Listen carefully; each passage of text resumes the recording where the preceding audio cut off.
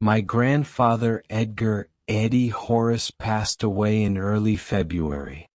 This was a man who inspired me my whole life and encouraged me to pursue whatever whims I was passionate about. When I wanted to be an astronaut, he sent me to space camp. When I wanted to be a soccer player, he got me my first pair of cleats. So years later, when I wanted to get into aerospace engineering, there was no question about it. He was there to help. He knew I'd eventually find my way, and that the best thing to do was to encourage me to try, and to push myself further. I've found great success in my work, and I've always been grateful to Eddie for his ceaseless enthusiasm. So when I heard about his suddenly deteriorating health, I dropped everything. When you get to your 80s, things can change at the drop of a hat.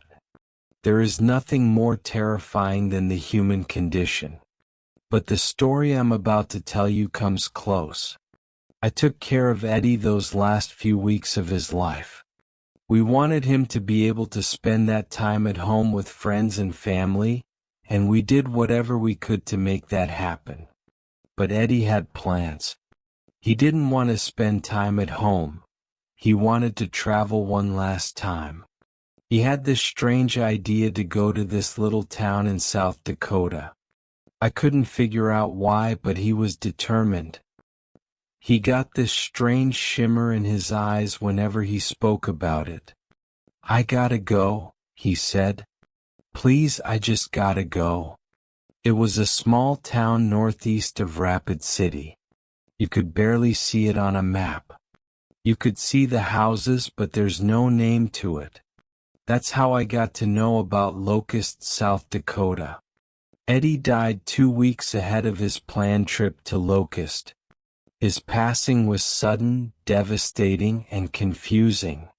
I'd never heard him talk of that place before, and there was no real explanation as to why he wanted to go there.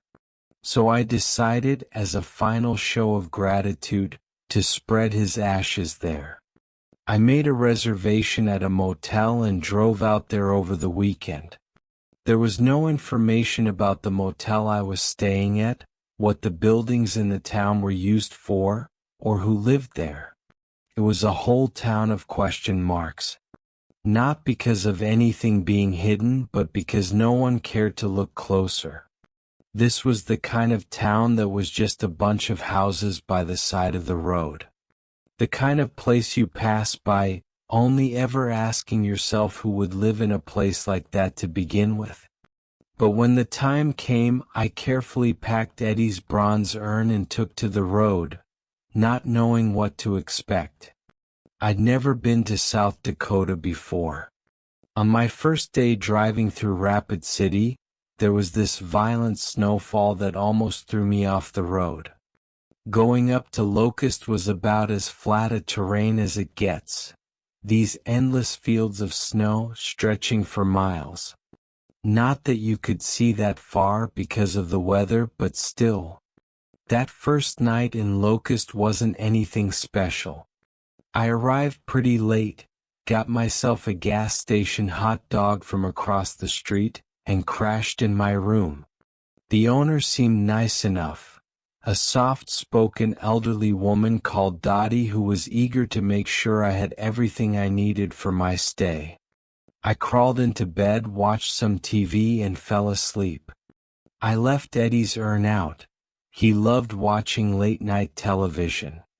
I figured he'd appreciate me leaving it on. The weather had cleared up by morning. The sun reflecting off the fresh snow was blinding, and there was this awkward humidity in the air. It was still cold, but wearing a jacket made me feel sticky, like a warm ham in a plastic bag. Awful. I brought my backpack, taking Eddie along. I was gonna check out the town, ask a few questions, and try to figure out why my grandpa wanted to go here so badly. Dottie, the owner, was up early. She asked me all about my plans, if I'd slept all right, if the water pressure in the shower was okay. I got the impression that she didn't see a lot of new people. I'm actually here for my grandpa, I said. Before I got the chance to elaborate, Dottie lit up like a candle, her smile growing wide and a laugh bubbling up. How exciting, she said. Wait, don't tell me you're Donnie's boy, right? Or is it Hector? No, sorry I wasn't clear. My grandpa never made it here. Oh, I'm so sorry to hear that, she sighed. I'm sure he would have loved our little town. It's strange, I said. I don't think he's ever been here. Why'd he be so eager to visit? None of us have been to heaven neither, she smiled. But we can still wish to see it. She laughed it off and took me to a small dining room. Fresh bacon, eggs, and coffee. A little slice of heaven right there. Dottie had a few other guests that morning. An old couple and a woman in a wheelchair. Just people from the neighborhood, it seemed. The woman in the wheelchair had an oxygen tank and a white mask covering half her face, which she carefully removed to put tiny pieces of pancake in her mouth. She winced with every bite. I first mistook her for an older woman, but on closer inspection she was close to my age. I was seated straight across from her at an opposite table. Dottie sat down with me halfway through my breakfast, under the guise of offering me a refill for my coffee. I'm so sorry about your grandfather, she said. Was it sudden? It was his time, I nodded. We just thought he had a little more left. Terrible, Dottie sighed, shaking her head. But the Lord knows when our time is due. Yeah, well, Eddie wasn't really a good friend of the church. Nonsense. We're all friends here. As she left the table, I found myself staring into the eyes of the woman at the opposite table. A thin gray membrane covered her eyes, as the machine pumped air into her lungs. But there, deep inside her dying orbs, was a strange shimmer. Something I recognized from the many hours I'd spent with my grandfather. She knew something. She'd seen something. Something. I went back up to my room to get my things. I got Eddie's urn, put it in my backpack, and double-checked my email. I still had a life to attend to, even if I'd taken some time off for Eddie's sake. There were meetings being planned, Zoom calls to attend. Never-ending spreadsheets. I was in a different headspace thinking about the practicalities. So when I came face to face with the elderly couple I'd seen downstairs, my mind sort of blanked. They were standing literally outside my door about to knock. They seemed just as surprised as I was. Oh, hi, the old man said. Haven't seen you around before. Can I help you? I asked. We heard you talking to, Dottie, the man continued. About your grandfather. All right. Yeah, he passed recently. The two of them nodded and looked at one another. There's someone you ought to talk to. Not knowing what to expect, I agreed to come along. They seemed harmless enough, and I didn't know where to begin with this town. Not that there was much to see. We took a long walk to the east side of the town, past the gas station and supermarket. I could see the town church in the distance, blending into the white of the snow. The cemetery was on the other side of a hill. There were a few houses lining this side of town, and at the far end of the road was a mansion made of eggshell white brick. There was a red mailbox with the name, Saffron, printed in large letters. Walking up to the door, an older man stepped out to greet us. He looked to be in his early 70s.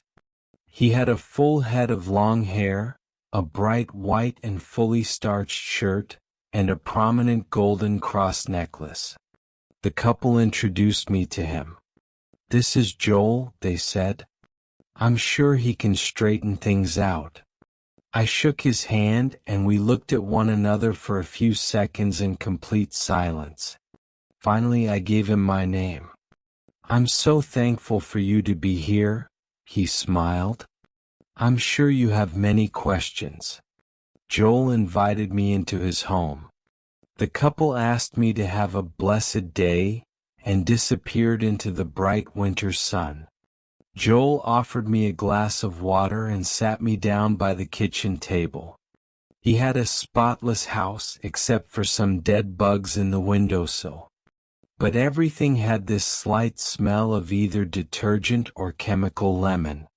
There was also a slight reverb to everything I did and said. I showed Joel my grandfather's urn and explained what had happened. I told him about this mysterious obsession with the town, and this absolute determination to see it before his passing. Joel just looked at me nodding. He was very easy to talk to, and he was eager to ask follow-up questions. Finally, he took the urn gently and looked at it. "I was in a similar predicament," he said. "But the good Lord decided to keep me around for a few more years. Praise be." "So what was it that drove you here?" I asked. "Why this place?" Joel thought about it as he carefully put the urn down. He cleaned it with a napkin. "I raised a lot of horses back on my ranch in Minnesota," he said. "Beautiful place. Had these fields of sunflowers with the same color as the sky. Looking out on hazy mornings as the sun rose, you might think you're looking into heaven. But with horses grazing on the clouds," I smiled. Joel grinned. He patted me on the shoulder, nodding enthusiastically. "I like that. Yes, like horses grazing on the clouds above. What a glorious view." He turned in his seat, looking over at the urn, and lowered his voice. Slowly his smile faded. "But horses have this amazing ability," he said. "They know when their time is over. They know when it is time for them to leave us behind and begin their journey to the pale beyond. They leave the comfort of their friends and family, walk into the field, and die, facing the sun as they fade. I never knew that. You won't read about that on your phone. Gotta talk to a rancher to know these things." Joel smiled, tapping the side of his temple. "But they know. And so many other animals do too. They don't contemplate what has been or what will be. They just know what must be done and they do it." Joel got up and showed me around. He had this spacious living room with a large cross covering an entire section of the wall. It looked hand-carved as from a single piece of wood. But people are blessed with the gift of foresight. A gift to perceive things that haven't been. To remember things that happened not to us but to our forefathers. We imagine. We empathize. And when our time comes, we are so conflicted with what has been and what will be that we don't look to what currently is.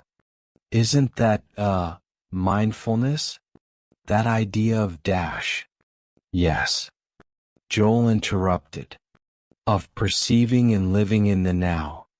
To so many of us that just cannot be. Instead, we are filled with this terrible dread. This awful, hysterical fear of not knowing. Joel took a step towards me, looking at Eddie's urn. But passing away is as easy as breathing. And I choose to believe in a world where we do not need to fear what comes naturally. Why should we fear dying any more than we fear being born or falling in love? Joel carefully took Eddie's urn from me, placing it on a coffee table in front of the large cross. He looked up. Sometimes people find that peace within themselves. They find that moment where they know their time is coming. And those people, much like my horses, find themselves drawn away from friends and family to a place where they're supposed to be. And that place is here. That is it right here.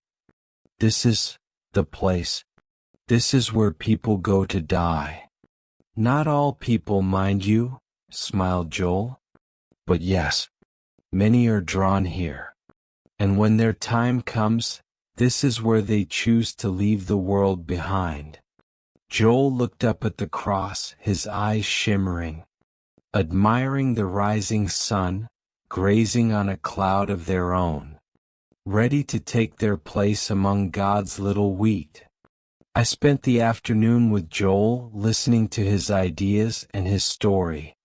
Turns out he had a condition where his brain could suffer a sudden aneurysm. He lived, as he described it, on a constant balance of life and death, where he could drop dead at any second. And in that state of living, everything in the world pulled him to this place and time, Locust, South Dakota. He showed me a few articles about the town.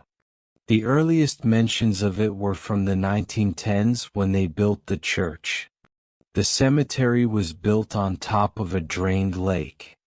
There were little articles mentioning the town in passing, but it was just fluff pieces. Anniversaries, weddings, church events. The first real headline came in the 60s during the cult craze, but it sort of faded over time. People were looking closely at all off-the-map gatherings, but most agreed that the town of Locust were just peculiar, not heretical. But there was this one picture that I couldn't get out of my mind. This article from the 70s, where I could see dozens of people standing in a field, raising their arms to the sky in unison. They looked like scarecrows. Records speak of about 10 to 30 people traveling to Locust every year or so just to pass away. Most come from surrounding counties, but a few came all the way from Canada or northern Mexico. Joel told me about this one man who traveled all the way from Germany, just to drop dead the moment he stepped inside the city limits. Later that day we wandered back to the motel. Joel offered to treat me to one of Dottie's home-cooked meals. On the way there, I asked him a question that seemed obvious in hindsight. So why is this town called Locust? Some consider it a misheard Lakota word. Okos meaning warm. I think it's a bit more complicated. Then, what do you think? Joel let the words sink in as he looked up at the sky. The sun had already set and the stars were coming out. He spoke and locusts came. Young locusts without number, said Joel. I love that verse. It reminds me that it is the word of God that brings the locust. But in order for them to be brought, one has to listen. To hear the word of God, the locust had to hear it spoken. But the locust can't listen. I'm sorry, but that hardly makes any sense. Don't you see? Joel smiled. We are the locust. How else could we hear the word? How else could we be brought? That's an interpretation. I believe it to be a synonym of sorts. A word meaning a sin or sinful person. And that this, the town of Locust, is the place where one leaves their sin behind as we move beyond. Sitting down to eat with Joel and Dottie, I got the impression that this man was loved all throughout the town. He was well-spoken, generous, and intensely friendly. The only one who didn't seem to warm up to his presence was the woman in the wheelchair, with the oxygen tank, who seemed to shy away from everyone. I could see that twinkle in her eye still. Maybe that's the look you get when you know your time is up. I spent the rest of the day in the company of Joel and Dottie. We had a long talk about the town's history and the various people who'd passed through over the years. Apparently, most people who died there were cremated, as the nearby graveyard had been full for years. So seeing that I'd brought Eddie in an urn was fitting, somehow. Joel had already bought an urn for himself. He had no living relatives to care for his remains, so he didn't want to inconvenience anyone with having to pay for one. But at the end of the evening, as I walked under the starry sky with Joel and contemplated things that would come to be, I felt something. A little tug in my chest. This tiny strand, leading directly from my heart to the fields of locust. I was feeling it. That distant pull. Was I too about to die? What was supposed to be a weekend trip ended up being an entire week. I took time off to just get in touch with myself. I couldn't bring myself to say goodbye to Eddie yet. I'd do that on my last day. Instead, I spent my time getting to know the people of the town. Garland and Hannah, the elderly couple who'd introduced me to Joel. An older woman named Margaret, who idolized her late husband to a degree where she kept a shrine. There was Masood, who'd come all the way from Atlanta after he got his lung cancer diagnosis. There were about a dozen others that I noticed in passing, only getting to know them by name. But most of my days I spent listening to Joel. While I didn't care much for his impromptu sermons, I could appreciate his positive tone. It was comforting in a way. Knowing something benevolent wanted me to be here at such a trying time. But the woman in the wheelchair never warmed up to me or Joel. I learned that her name was Erin, and that she had about a dozen chronic health issues. She was one of few locals who'd been born and raised in Locust, as if she was never meant to leave. From all the people I'd talked to, no one had anything good to say about her. At best they ignored her. "Strange girl," Dottie said once. "She has wanted to leave this town for years, but her body couldn't take it. So she just sits and waits. Out of all people, one would think she would want to be here." One morning, as Dottie had gone to get more bacon, I found myself alone with Erin in the dining room. As she removed her mask to place a piece of pancake in her mouth, I moved over to her table. She barely noticed. Once she did, she coughed. This awful wheezing rattle. I introduced myself and asked if she wanted any help. "No," she wheezed. "I'm fine." "I heard you're not quite the fan of this town as most others," I said. "Is that right?" "Right," she said, steeling herself for another shot at her pancake. "Fuck this town." "Seems all right to me," I shrugged. "What's so bad about it?" She gave me this long look as if trying to figure out if I'd trained to be this dumb, or if I was a natural talent. Finally she shook her head. "God doesn't live in a fucking field," she said. "Whatever the fuck these people are praying to, it ain't divine." She had a point. Most people praised the town as some sort of holy ground, that it was special. That it was this magical place where people were supposed to be at the end of their life. That it was something beautiful and spiritual. But for people like Erin who just wanted to live, it was a cruel taunt. When your entire life revolves around your death, you start to curse being born. And the more I thought about it, the more that knot in my chest tightened. It didn't feel like a calling anymore, it felt like a trap. Like a spider pulling me in rather than a guiding light leading the way. I empathized with Erin.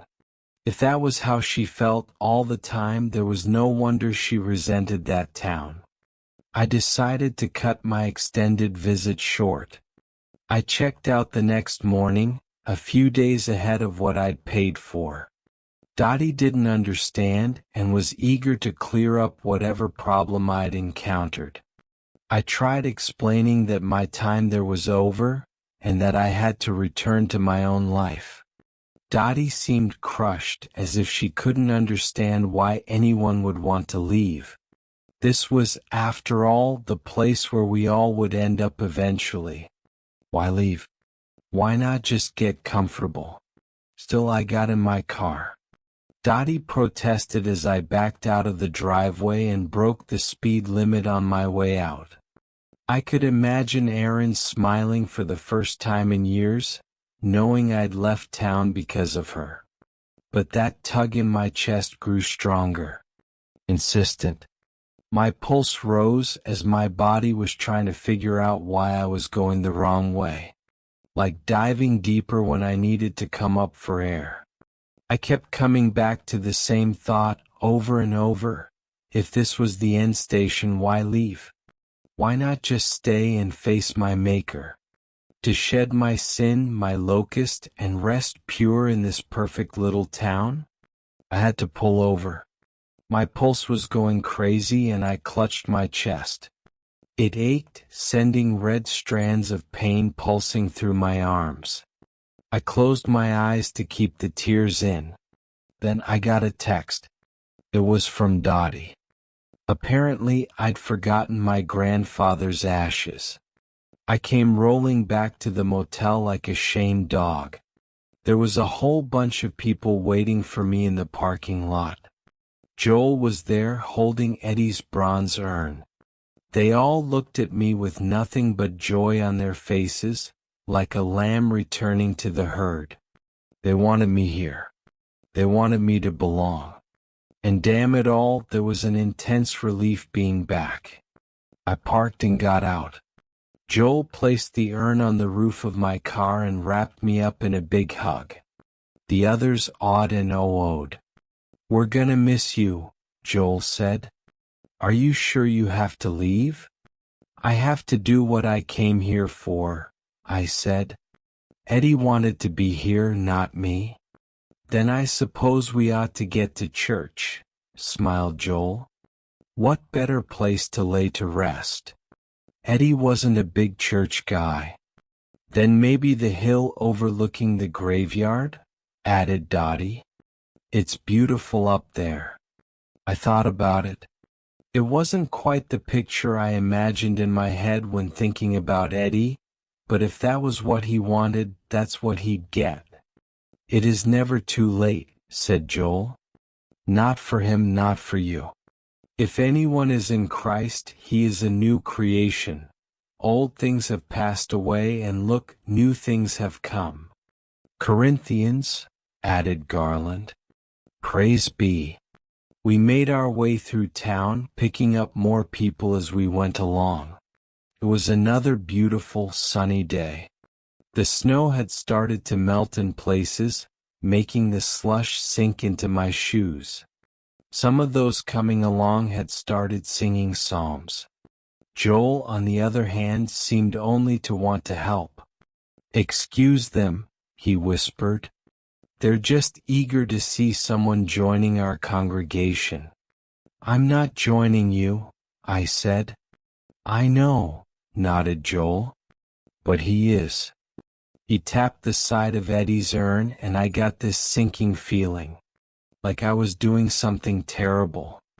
I couldn't help but to think of what Erin had said. God doesn't live in a field, so what the hell were we about to do and for whom? We made our way off the road, continuing across a mushy field of melting snow. The others were singing loudly and proudly, making the iron ball in my gullet grow. I felt sick. Still, part of me felt like this was the right place to be. But it felt right in an almost artificial sense, the same way a hot plate of French fries can be the best thing in the world. But you wouldn't want that forever. We finally got to the hill overlooking the church. There was this one big juniper tree casting some morning shade on us as I saw this vast clutter of tombstones below. For a town this small, the graveyard was enormous.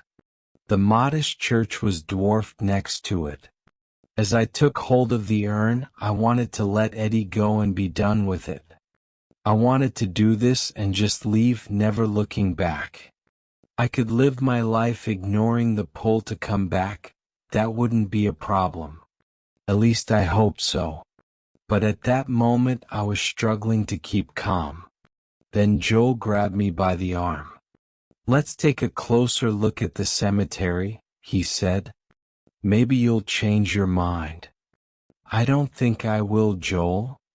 A walk never hurt anyone," he smiled. "You got legs. Use 'em." He took me down to the cemetery as the others were singing to the full extent of their hearts. Even Dottie had joined in, her usually quiet voice booming with certainty. Joel led me by the arm, weaving through the tombstones. Then suddenly he stopped. He raised a hand. "Can you feel it?" he asked. "Can you feel this place?" I don't know what to feel." I couldn't tell him the truth. I felt ill, like my body was revolting. I cursed Aaron for putting that thought in my head, that this place wasn't what it was supposed to be, that there was something wrong, unholy at play. "I deserted you but for a brief moment, but I will take you back with great compassion," sighed Joel. "We all have doubts, but this is the right decision. This is his place. This is his home." I closed my eyes, the song reaching a fever pitch. Joel strengthened his grip on my arm. I turned the lid on Eddie's urn and felt the world shift. Something waited to receive him, to welcome him. "I will repay you for the years that the swarming locust ate," spoke Joel. "The young locust, the destroying locust, and the devouring locust. My great army, that I sent against you." "Praise be," added Masood. "Praise him." And they praised. They cheered. They hollered and raised their hands to the sky. And as I turned the lid, there was this weight building in my chest. But I couldn't stop myself. I needed this release. I needed to move on. Then I heard a strange noise. A beeping of sorts. An insistent, machine-like beeping. It was Erin, using the electronic honk of her wheelchair to grab my attention. She just sat there staring at us. Not disappointed, not angry, just terrified. And for that brief moment, there was no shimmer in her look. She was just a scared girl, hoping against hope that I'd get my mind in order. All around me I saw these people look at me with dilated eyes. Mouths open like animals waiting to bite. Their arms shivering with excitement. And under my feet the ground moved. It was subtle, but it was there. A bulge moving just beneath the earth, going from grave to grave. Something massive, eagerly awaiting an offering. I looked up at Joel, still clutching my arm. And for the first time I could see him clearly. This was a sickly man. He wasn't just old, he was ancient. I could see the outlines of his skull, the lining of the veins reaching the edge of his jaw muscles. He was more bone than man, his sunken eyes blackened with rot. "Let go," Joel wheezed. "Pass him on." Skeletal fingers wrapped around my arm, poking into my skin. Beige teeth struggling to hide behind razor-thin lips. The cross around his neck, nothing but gold-colored nickel. How had I not seen this? I turned the lid back on tight and shrugged him off. There was an immediate gasp from the crowd. "What are you doing?" yelled Dottie. Masood got angry. Hannah and Garland snarled like animals. Margaret wielded her walking stick like a sword.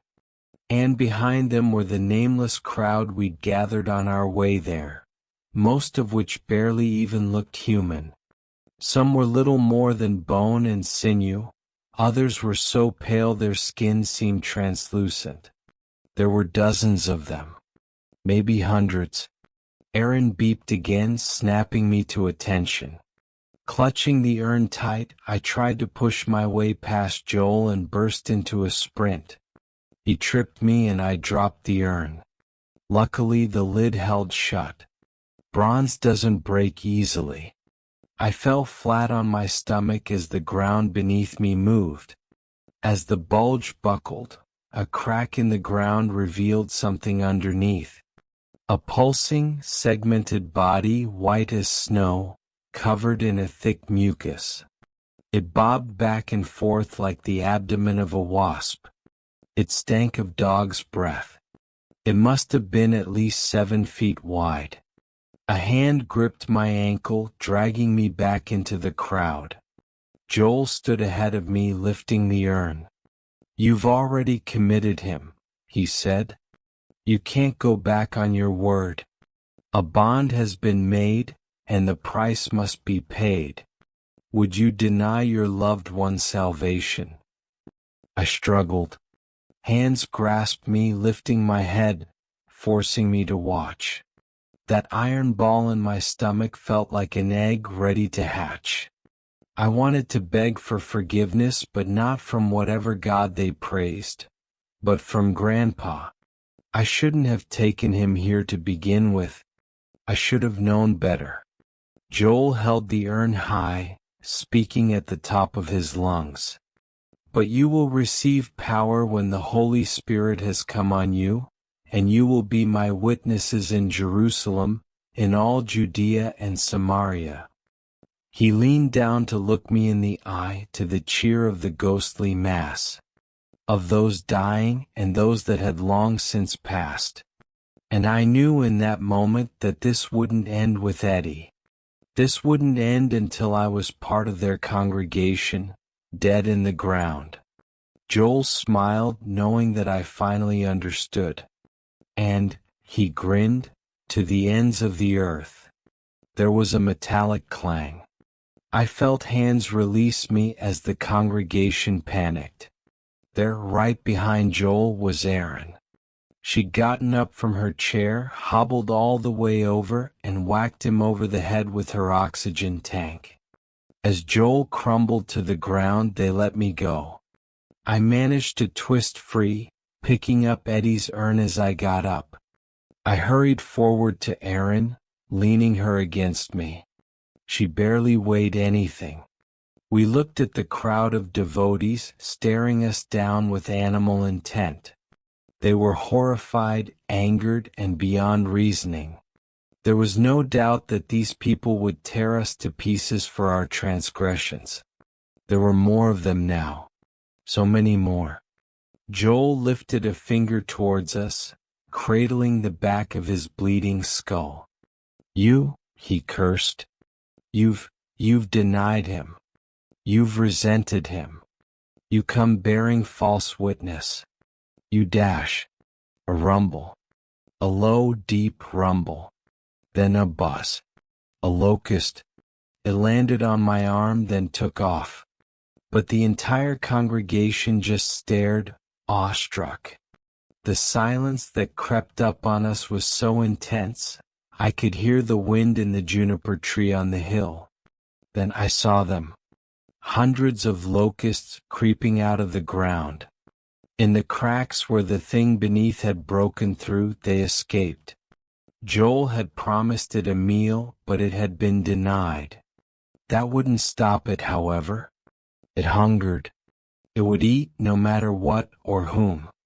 The locusts first started crawling up Joel's legs, then Dottie's. On Masood they started with his hands. Margaret had them chewing on her neck. Hannah and Garland held each other, keeping the song alive. I saw the first drops of blood in the snow. There was a sudden jolt as the ground shifted. Joel's foot sunk into the earth with a sickening crunch. He looked down, then back up at me, his bone-like face aching to smile. "Joy," he screamed. "Joy to be chosen." Aaron tapped my shoulder, reminding me to do what came most natural, to run. The cemetery erupted. Thousands of locusts swarmed the air, tearing the congregation to pieces, stripping them of their clothes, their skin, their hair. I could hear them choking as swarms of creatures forced themselves down their throats. But there were no screams, just songs and praises.